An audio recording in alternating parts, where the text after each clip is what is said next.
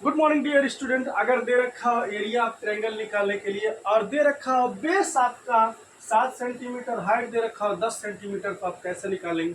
Easily इसी फार्मूले को पुट करेंगे। पुट करने के बाद आपको निकाल देना है। जैसे एरिया ऑफ ट्रायंगल लिख लेंगे, एरिया ऑफ ट्रायंगल, और आप निकाल लेंगे इसको 1/2 गुणे बेस इंटू हाइट।